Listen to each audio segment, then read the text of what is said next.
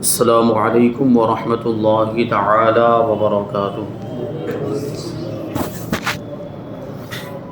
نحمده ونصلي ونسلم على رسوله الكريم اما بعد فاعوذ باللہ من الشیطان الرجیم بسم اللہ الرحمن الرحیم ان اللہ وملائکته یصلون علی النبی یا ایہا الذین آمنوا صلوا علیہ وسلموا تسلیما اللہم صلی علی سیدنا ومولانا محمد معدن الجود والکرم وآلہ الکرام وابنہ الکریم وبارک وسلم صلاة و سلام علیک یا رسول اللہ صلی اللہ تعالی علیہ وسلم۔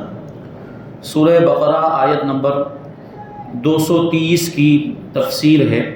اللہ تبارک و تعالی ارشاد فرماتا ہے فَإِنْ طَلَّقَهَا فَلَا تَحِلُّ لَهُ مِنْ بَعْدُ حَتَّى تَنْكِحَ زَوْجًا غَيْرَهُ فَإِنْ طَلَّقَهَا فَلَا جُنَاحَ عَلَيْهِمَا أَنْ يَتَرَاجَعَا إِنْ ظَنَّا أَنْ يُقِيمَا حُدُودَ اللَّهِ وَتِلْكَ حُدُودُ اللَّهِ يُبَيِّنُهَا لِقَوْمٍ يَعْلَمُونَ۔ پھر اگر شوہر بیوی کو تیسری طلاق دے دے، اس سے پہلے دو طلاق کا ذکر گزرا ہے، یعنی دو طلاق کے بعد رجوع ہو سکتا ہے یا نیا نکاح ہو سکتا ہے، لیکن کہتے ہیں پھر اگر شوہر بیوی کو تیسری طلاق دے دے تو اب وہ عورت اس کے لیے حلال نہ ہوگی جب تک دوسرے خاوند سے نکاح نہ کرے۔ پھر وہ دوسرا شوہر اگر اسے طلاق دے دے تو ان دونوں پر ایک دوسرے کی طرف لوٹ آنے میں کوئی گناہ نہیں ہے، اگر وہ یہ سمجھیں کہ اب اللہ کی حدوں کو قائم رکھ لیں گے، اور یہ اللہ کی حدیں ہیں جنہیں وہ دانش مندوں عقل مندوں کے لیے بیان کرتا ہے۔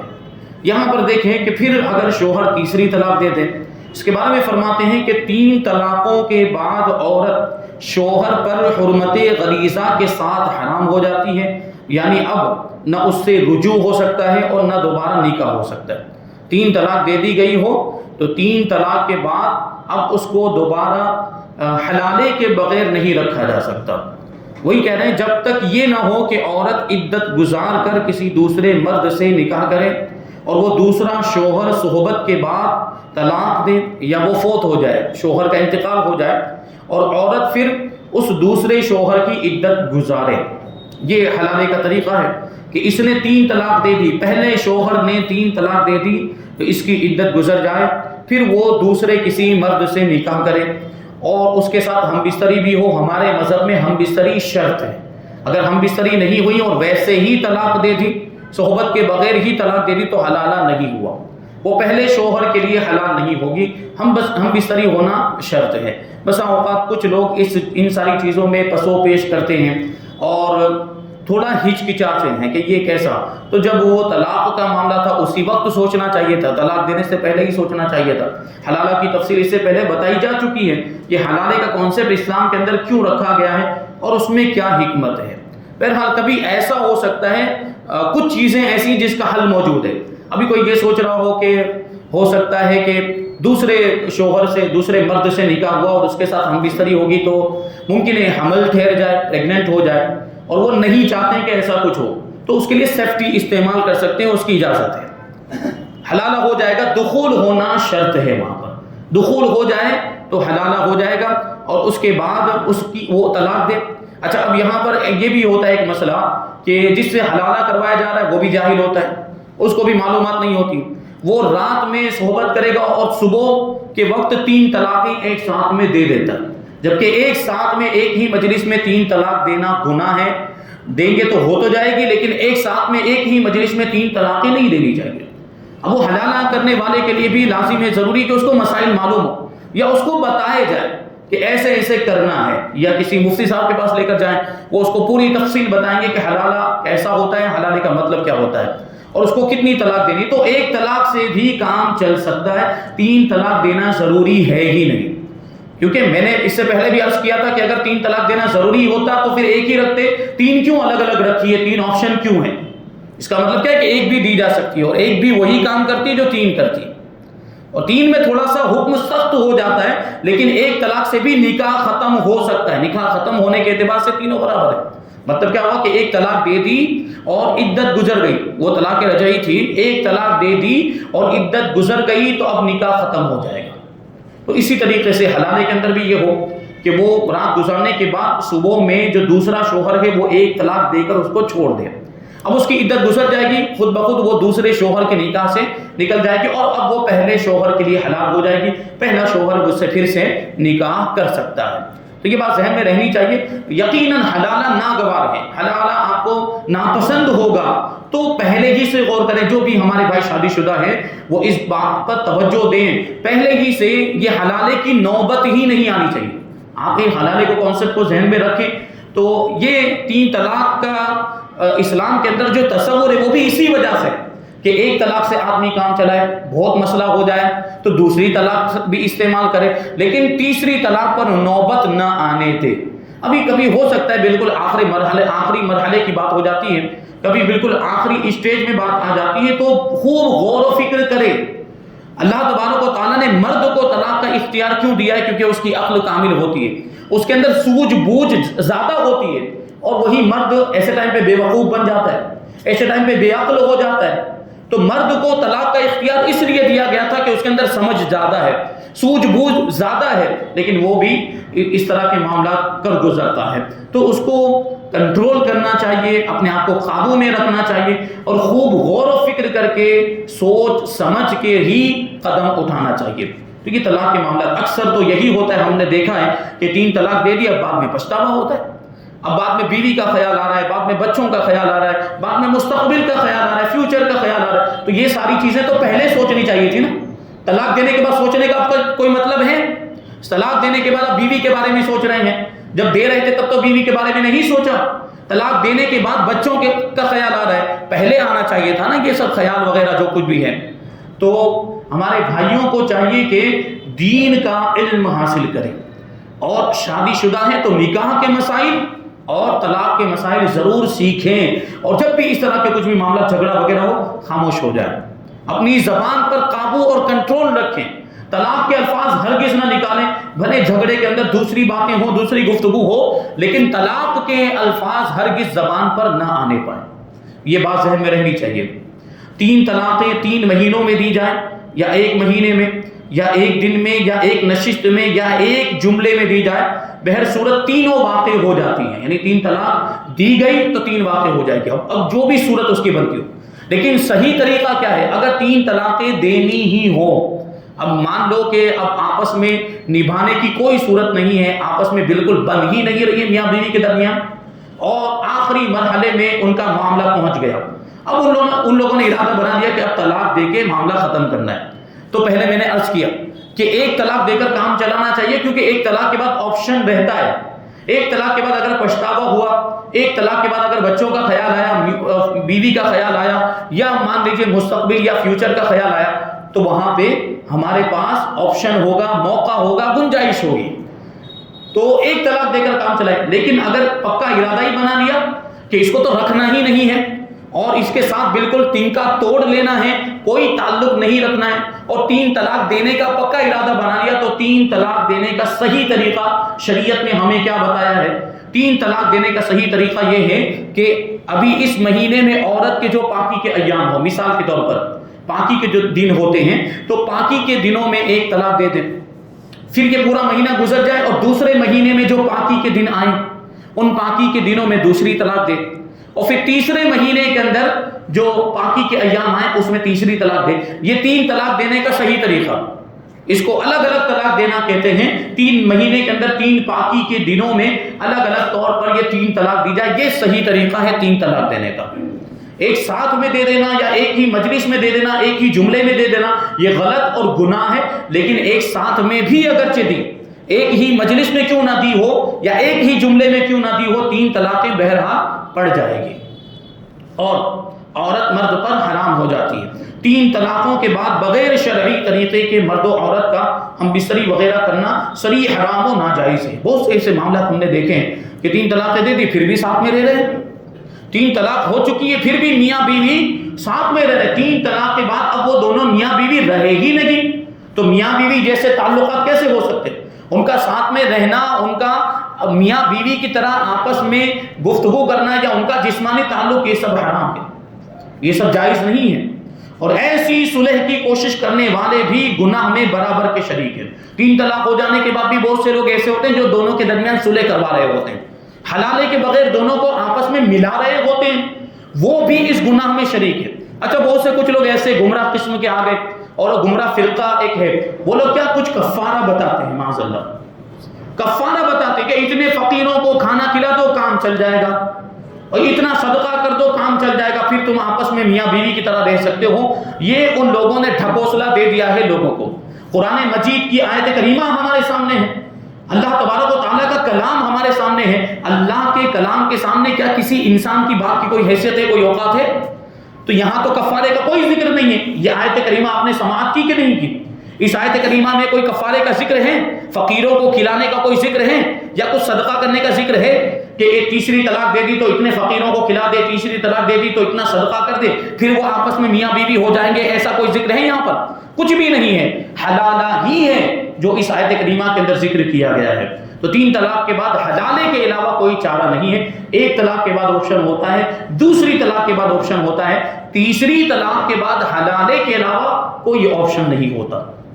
تو ایسے لوگ جو مسئلہ بتاتے ہیں وہ غلط بتاتے ہیں، ان کے پاس ہرگز نہیں جانا چاہیے۔ سنی مفتیان کرام کے پاس آئیں جب بھی ایسا کوئی مسئلہ پیش آئے، اور ان سے مسئلہ معلوم کریں اور اس کے مطابق عمل کریں۔ آگے آیت نمبر 231 اللہ تبارک و تعالیٰ ارشاد فرماتا ہے، وَإِذَا طَلَّقْتُمُ النِّسَاءَ فَبَلَغْنَ أَجَلَهُنَّ فَأَمْسِكُوهُنَّ بِمَعْرُوفٍ أَوْ سَرِّحُوهُنَّ بِمَعْرُوفٍ وَلَا تُمْسِكُوهُنَّ ضِرَارًا لِتَعْتَدُوا وَمَنْ يَفْعَلْ ذَلِكَ فَقَدْ ظَلَمَ نَفْسَهُ وَلَا تَتَّخِذُوا آيَاتِ اللَّهِ هُزُوًا وَاذْكُرُوا نِعْمَةَ اللَّهِ عَلَيْكُمْ وَمَا أَنزَلَ عَلَيْكُمْ مِنَ الْكِتَابِ وَالْحِكْمَةِ يَعِظُكُمْ بِهِ وَاتَّقُوا اللَّهَ وَاعْلَمُوا أَنَّ اللَّهَ بِكُلِّ شَيْءٍ عَلِيمٌ۔ اور جب تم عورتوں کو طلاق دو اور وہ اپنی عدت کی اختتامی مدت کے قریب تک پہنچ جائے، یعنی ان کی عدت پوری ہونے والی ہو، عدت پورے ہونے کے قریب پہنچ جائے، تو اس وقت انہیں اچھے طریقے سے روک لو یا اچھے طریقے سے چھوڑ دو، اور انہیں نقصان پہنچانے کے لیے نہ روک رکھو، تاکہ تم ان پر زیادتی کرو، اور جو ایسا کرے تو اس نے اپنی جان پر ظلم کیا۔ اور اللہ کی آیتوں کو ٹھٹا مذاق نہ بنا لو، اور اپنے اوپر اللہ کا احسان یاد کرو، اور اس نے تم پر جو کتاب اور حکمت اتاری ہے اسے یاد کرو، اس کے ذریعے وہ تمہیں نصیحت فرماتا ہے۔ اور اللہ سے ڈرتے رہو اور جان رکھو کہ اللہ سب کچھ جاننے والا ہے۔ یہ آیت کریمہ ایک انصاری کے بارے میں نازل ہوئی۔ دیکھیں یہاں پر جو آخر میں جو یہ آیت کریمہ کا جو یہ جز اور یہ حصہ ہے کہ اللہ سب کچھ جاننے والا ہے، کیونکہ اللہ سے تو کوئی چیز پوشیدہ نہیں، چاہے وہ چیز تنہائی میں ہو رہی ہو یا لوگوں کے سامنے ہو رہی ہو۔ تو یہاں پر بھی اس آیت کریمہ کے اس جز میں بڑی حکمت ہے، کیونکہ بسا اوقات ایسا ہوتا ہے تنہائی میں میاں بیوی کے درمیان معاملہ ہوتا ہے، تنہائی میں جھگڑا، بند کمرے کے اندر جھگڑا ہوا اور الفاظ بول دیے، اب وہیں بیٹھ کر پچھتاوا ہوا، تو پھر کیا آپس میں طے کرتے ہیں ہم لوگ کسی کو نہیں بتائیں گے، یہ جو کچھ بھی ابھی ہو گیا، یہ میں نے طلاق کے الفاظ بول دیے، ہم لوگ کسی کو نہیں بتائیں گے، ہم کسی کو پتہ ہی نہیں چلے گا، تو طلاق کی بات ہی نہیں آئے گی، طلاق کی نوبت نہیں آئے گی، جبکہ وہ الفاظ بول چکا ہے۔ تو انسانوں کو پتہ چلے یا نہ چلے، رب تو جانتا ہے، اور یہ رب ہی کا حکم ہے۔ طلاق کے جو بھی معاملات ہیں یہ اللہ تبارک و تعالیٰ کی طرف سے، شریعت اللہ تبارک و تعالیٰ کی طرف سے، اس کے رسول کی طرف سے ہے۔ تو کیا آپ اللہ کے ساتھ مذاق کرنا چاہتے ہیں؟ معاذ اللہ کی آیتوں کے ساتھ مذاق کرنا چاہتے ہیں؟ کتنا بڑا جرم ہے کہ وہ طلاق دے دی پھر اس کو چھپایا جاتا ہے۔ ایک معاملہ ہمارے پاس ایسا آیا، 3 طلاقیں دے چکا ہے شوہر، 3 طلاقیں ہو چکی، اور آپس میں قسم کھا کے بیٹھے ہیں، دونوں ایک دوسرے کو قسم دے چکے کہ تو کسی کو نہیں بتائے گی، میں کسی کو نہیں بتاؤں گا، اس طرح قسم کھا کے بیٹھے، 3 طلاق بول چکا ہے۔ اب یہ قسم کھانے کا کوئی مطلب ہو؟ اب وہ آپس میں میاں بیوی رہے گی نہیں، اب وہ قسم کھا کے ہزاروں سال گزارتے آپس میں، وہ میاں بیوی کی طرح رہ ہی نہیں سکتے، ان کے آپس میں اگر جسمانی تعلق ہوگا وہ حرام ہوگا، اور اس کے بعد اگر کوئی بچہ پیدا ہوا تو وہ ولد الزنا ہوگا، وہ حرام کا بچہ ہوگا۔ سوچیں آپ، اب اس طرح جو ہے آپس میں وہ چھپا کے رکھتے ہیں، کہ چھپا کے رکھنے کا کوئی مطلب نہیں ہے، غلطی ہو گئی، اب بول دیا، اب اس کا حکم نافذ ہو جائے گا۔ تو یہ آیت کریمہ ایک انصاری کے بارے میں نازل ہوئی، انہوں نے اپنی عورت کو طلاق دی تھی، اور جب عدت ختم ہونے کے قریب ہوتی تھی تو وہ رجوع کر لیا کرتے تھے تاکہ عورت قید میں پڑی رہے۔ اس پر یہ آیت کریمہ نازل ہوئی، جس کا خلاصہ یہ ہے کہ جب تم عورتوں کو طلاق دو اور وہ اپنی عدت کے اختتامی مدت کے قریب پہنچ جائے، یعنی عدت ختم ہونے کے قریب ہو جائے، تو اس وقت انہیں اچھے طریقے سے روک لو یا اچھے طریقے سے چھوڑ دو۔ تمہیں رجوع کا اختیار تو دیا گیا ہے، لیکن اس اختیار کو ظلم و زیادتی کا حیلہ اور ذریعہ نہ بناؤ کہ انہیں نقصان پہنچانے اور ایذا اور تکلیف دینے کی نیت سے رجوع کرتے رہو۔ یعنی طلاق دے دی، اب رکھنا ہے تو رجوع کر لو، اور نہیں رکھنا ہے، اچھے طریقے سے نہیں رکھنا ہے تو پھر چھوڑ دو کہ وہ دوسرے سے نکاح کر لے جا کر، اور وہ اپنے لیے کوئی دوسرا سہارا تلاش کر لے، زندگی گزارنے کے لیے اس کو کوئی ذریعہ مل جائے۔ لیکن یہ کہ اس کو تکلیف دینے کے لیے یا اس کو ایذا پہنچانے کے لیے، اس کو نقصان پہنچانے کے لیے رجوع کیا جاتا رہے، پہلے طلاق دی پھر رجوع کر دیا، یہ غلط ہے، اس کی برائی یہاں پر بیان کی جا رہی ہے۔ یہ فعل سراسر اللہ تعالیٰ کی آیتوں کو ٹھٹا مذاق بنانے کے مترادف اور برابر ہے، کہ جیسے مذاق میں کسی چیز کی پرواہ نہیں کی جاتی، اسی طرح تم اللہ تعالیٰ کی آیتوں کی پرواہ نہیں کرتے۔ اور یہ بھی یاد رکھو کہ جو اس طرح کرتا ہے وہ اپنی ہی جان پر ظلم کرتا ہے، کیونکہ یہ گناہ کا کام ہے، یہ اللہ کی نافرمانی کا کام ہے، اور جو بھی اللہ کی نافرمانی اور گناہ کا کام ہو وہ اپنی جان پر ظلم ہوتا ہے۔ تو یہ بھی اپنی جان پر ظلم کرتا ہے کہ حکم الہی کی مخالفت کر کے گنہگار ہوتا ہے۔ تمہیں تو اپنے اوپر اللہ تعالیٰ کا احسان یاد کرنا چاہیے کہ اس نے تمہیں اسلام کی دولت عطا فرمائی اور سید الانبیاء حضرت محمد مصطفیٰ صلی اللہ علیہ وسلم کا امتی بنایا۔ کتنا بڑا احسان ہے کہ اللہ تبارک و تعالیٰ نے ہمیں مسلمان بنایا، مومن بنایا، اور حضور پاک صلی اللہ علیہ وسلم کا امتی بنایا۔ وہ اتنا بڑا جب ہم پر اللہ تبارک و تعالیٰ کا فضل ہوا تو ہمیں اس کا حکم ماننا چاہیے کہ نہیں ماننا چاہیے؟ اس کے رسول کا حکم ماننا چاہیے کہ نہیں؟ قرآن کی آیتوں پر عمل کرنا چاہیے۔ تمہیں تمہاری عبادات، معاملات اور معاشرت کے طریقے سکھائے۔ اللہ تبارک و تعالیٰ کا احسان کہ عبادتوں کے بھی طریقے سکھا دیے، آپس میں کیسے لین دین کرنا ہے، معاملات، تجارت، کاروبار، سب کچھ بتا دیا، زندگی کیسے گزارنی ہے اس کے اصول اور قوانین بھی اسلام نے ہمیں عطا فرمائے۔ اسلام جیسا مکمل ضابطۂ حیات کہیں اور آپ کو نہیں ملے گا۔ اسلام کے اندر زندگی کے ہر پہلو، ہر موڑ اور زندگی کے ہر میدان کے لیے احکام اور مسائل موجود ہیں، رہنمائی موجود ہے۔ اسلام زندگی کے ہر موڑ پر ہماری رہنمائی کرتا ہے، یہ کام ایسے کرنا ہے، یہ کام ایسے نہیں کرنا ہے، ہر چیز کے تعلق سے آپ کو حکم ملے گا۔ تمہیں تو اللہ تعالیٰ کی عطا کردہ کتاب اور حکمت کو یاد کرنا چاہیے اور اللہ تبارک و تعالیٰ کی نصیحت پر عمل کرنا چاہیے۔ زندگی کے تمام معاملات میں اللہ تعالیٰ سے ڈرتے رہنا چاہیے۔ کائنات میں تمہارے اپنی بیویوں پر ظلم و ستم اور احکام شرعیہ کی مخالفت کو اور کوئی نہ بھی جانتا ہو، لیکن اللہ تبارک و تعالیٰ تو سب کچھ جاننے والا ہے، اس کی بارگاہ میں تو جواب دینا ہی پڑے گا۔ یہ جو کچھ بھی آپس میں معاملات ہوں گے، بیویوں پر اگر ظلم و ستم کیا ہے، بیویوں کو ستایا، میں ایسا نہیں کہتا ہوں کہ عام طور پر غلطی یہ شوہر ہی کی طرف سے ہوتی ہے، سارے شوہر ظالم ہوتے ہیں، یہ نہیں۔ بہت سے ایسے واقعات بھی جہاں بیویوں کی طرف سے نافرمانی کے معاملات ہوتے ہیں، جہاں بیوی شوہر کا کہا نہیں مان رہی ہوتی ہے، تو اس کو بھی اچھے طریقے سے حل کیا جا سکتا ہے۔ اس کے بھی حل کا طریقہ قرآن مجید کے اندر بیان کیا گیا ہے کہ آپس میں جھگڑا ہو جائے تو میں نے اس سے پہلے عرض کیا تھا کہ اگر واقعی وہ نافرمانی کر رہی ہے، بیوی نافرمانی کر رہی تو اس کو مارنے کی بھی اجازت ہے، لیکن مارنا کیسا ہونا چاہیے؟ ضرب شدید کے طور پر نہیں ہونا چاہیے، یعنی زخم نہیں آنا چاہیے، ہڈی وغیرہ نہیں ٹوٹنی چاہیے۔ ایسی مارنے کی شریعت نے اور اسلام نے اجازت کی ہے، لیکن وہ جس طرح کے معاملات ابھی ہوتے ہیں کہ جو بھی ہاتھ میں آیا لے کر مارنا شروع کر دیا، لکڑی لے کر مارنا شروع کر دیا، ڈنڈا لے کر مارنا شروع کر دیا، اب اس سے کیا ہوتا ہے؟ ہڈی ٹوٹ جاتی ہے یا زخم لگ جاتا ہے۔ ایسا مارنے کی اجازت نہیں، اور مارنے کی اجازت بھی کب ہے؟ اس کی بھی شرط ہے جب بیوی نے نافرمانی کی ہو تب۔ یہاں تو ایسے معاملات کہ کوئی نافرمانی نہیں پھر بھی مارنا شروع کر دیتے ہیں۔ شوہر کچھ ایسے بھی ہم نے سنے واقعات کہ وہ شراب پیتا ہے، اب شراب کے نشے میں آیا، کوئی بات نہیں، کوئی وجہ نہیں، اور بیوی کو مارنا شروع کر دیا، تو اس کی اجازت تو ہرگز نہیں ہو سکتی ہے۔ یہاں بات کیا چل رہی؟ نافرمانی، وہ بھی شریعت جس کو نافرمانی کہتی، شریعت کی طرف سے۔ شوہر کو لگتا ہے وہ نہیں چلے گا، شوہر کو لگتا ہے کہ بہت میری بات نہیں مانتی، نافرمانی کرتی، جبکہ شوہر کسی ناجائز کام کا حکم دے رہا تھا، شوہر مثال کے طور پر اس کو بے پردہ باہر نکلنے کا حکم دے رہا تھا، اس میں بیوی اس کی بات نہیں مان رہی تھی، تو بیوی صحیح ہے۔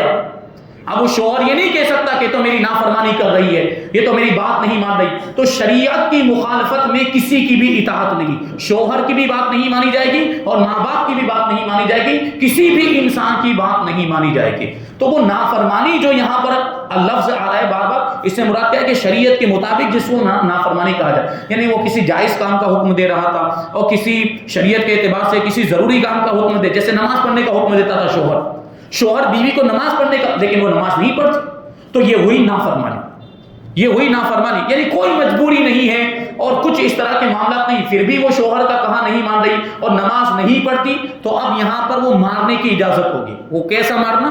جو ضرب شدید کے طور پر نہ ہو، اس میں زخم نہیں آنا چاہیے، خون نہیں نکلنا چاہیے، ہڈی وغیرہ نہیں ٹوٹنی چاہیے، ایسی مارنے کی اجازت ہے وہ جبکہ نافرمانی کرے. تو دیکھیں ایسا نہیں ہوتا کہ ہمیشہ غلطی شوہر کی طرف سے ہو، کبھی غلطی بیوی کی طرف سے بھی ہوتی ہے، لیکن اس کو ہینڈل کرنا یہ شوہر کا کام ہوتا ہے، کیونکہ وہ زیادہ سمجھدار ہے. اس کو جو طلاق کا اختیار دیا گیا اور اس کو دوسرے جو اختیارات دیے گئے وہ اسی وجہ سے دیے گئے ہیں. تو وہ معاملات کو صحیح طریقے سے ہینڈل کرے. اور پھر بھی آخر کار کبھی ایسا ہو جاتا ہے کہ ہم نے بہت سے ایسے نیک شوہر بھی دیکھے جو بہت نیک متقی پرہیزگار نمازی شوہر ہے، لیکن بیوی اس کو اچھی نہیں ملی، بیوی بہت غلط مل گئی، اور بیوی جو تھی وہ نافرمان تھی، شوہر کا کہا نہیں مانتی تھی، شوہر کے حقوق ادا نہیں کرتی تھی. تو آخر کار انہیں مجبور ہو کر، وہ تو جانتا تھا نا کہ طلاق کتنی بری چیز ہے، طلاق نہیں دینی چاہیے، لیکن اسے مجبور ہو کر طلاق دینی پڑی. ایسے لوگ بھی ہم نے دیکھے. تو کبھی ایسا ہوتا ہے، کبھی ادھر سے بھی ہوتا ہے، بیوی کی طرف سے بھی اس طرح کے معاملات ہوتے ہیں. تو اللہ تبارک و تعالیٰ سب کچھ جانتا ہے، اس کی بارگاہ میں جواب دینا ہے جو کچھ بھی آپس میں معاملات ہوں گے. سبحان اللہ، کتنی پیاری نصیحت ہے، کتنا پیارا بیان ہے. اللہ تعالیٰ کرے کہ ہمارے گھروں کے معاملات بھی اللہ تعالیٰ کے حکم کے مطابق ہو جائے. ہم سارے کام اپنے زندگی کے سب شریعت کے مطابق کریں تو ہماری زندگی کتنی آسان ہو جائے گی، کتنی اچھی ہو جائے گی، اور یہ زندگی اللہ کو راضی کرنے والی ہوگی، رسول اللہ کو راضی کرنے والی ہوگی، اور پھر یہی ہماری نجات کا ذریعہ بھی بن سکتا ہے. اللہ تبارک و تعالیٰ کی بارگاہ میں دعا ہے کہ جو کچھ بھی بیان ہوا اس پر ہم سب کو عمل کرنے کی توفیق عطا فرمائے، اور نور قرآن سے ہم سب کے دلوں کو روشن اور منور فرمائے. وما علینا الا البلاغ.